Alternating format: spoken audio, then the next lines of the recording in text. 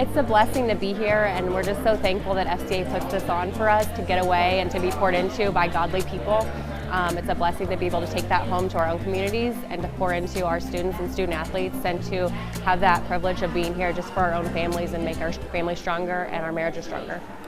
It's an honor to be a coach's wife. We get to see a lot of things that a lot of other wives may not necessarily get to see, the ups and downs of having a team year after year. It's really hard. We've got 3 little kids, so I take them to almost every game. We're in there whether it's really, really hot or really, really cold, and we're in the rain. I mean, it doesn't matter. We're always there, and it's always fun to see him after the games and cheer him on. But yeah, it's definitely, there's trials. There's a lot of time devoted to football, and so it's hard to have him to just ourselves sometimes, and so to get away like on these weekends, it's very nice to just have us time. It's been a blessing too, because I feel like I'm always sometimes overly focused on my team and football and game planning, and you've got a community that expects things down in Camp Point, and it's a hard job to have, but my hardest job's at home, and to come here and to kind of get refreshed a little bit about the type of man I should be in our marriage and with our kids is something that a lot of times during the season gets put on the back burner, and it shouldn't. And so to really get this here in July, right before the season, it's just a good reminder of the man I should be this coming season, and not just the coach, but the man I should be.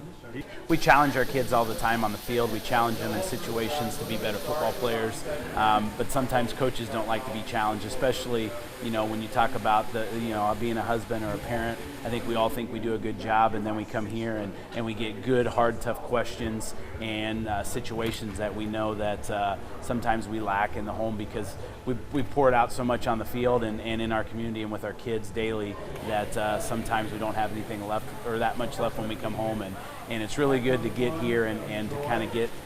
in that mindset again of what our number one priority is, and it's God first and then my wife second, and sometimes we get those confused in the season. I mean, I really think that's why I became a coach, because I had such great coaches and such a great experience, and it really shaped me into the person that I was, and I had some really great men in my life too, not just my dad, who was a great guy, but different people that I worked with, or parents of some of my friends that really poured into me, and I think it really led me to coaching. It's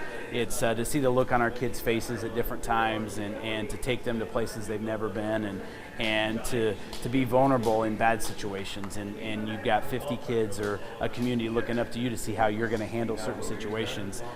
It's definitely tough, but it's a task that I welcome, and it's something that it's a continual challenge, and I screw up, and you got to be willing to stand in front of your kids and say, guys, I messed up, and I wasn't the coach I should have been in that moment or in that situation, and it's really big to hold you accountable, and I think it's great for kids to have a role model in their life and that's not their parents, and for good and bad, and then you just got to own those situations where you didn't make the right choices, and you tell your kids, hey, we learn from things like that all the time. One thing that Brad does that I really admire is he does a lot for the parents, the moms and the dads or grandparents of these boys, and the boys have to make a meal, and they have to write a letter to the moms and to the dads, and they cook together and special things like that. And so there's been times where the coaches' wives, maybe they didn't have a mom or a dad that can show up, and we've stepped in. So things like that, or we wash jerseys, or we help pray for the families, just little things like that we can help, mentor or be a light to these boys and young athletes.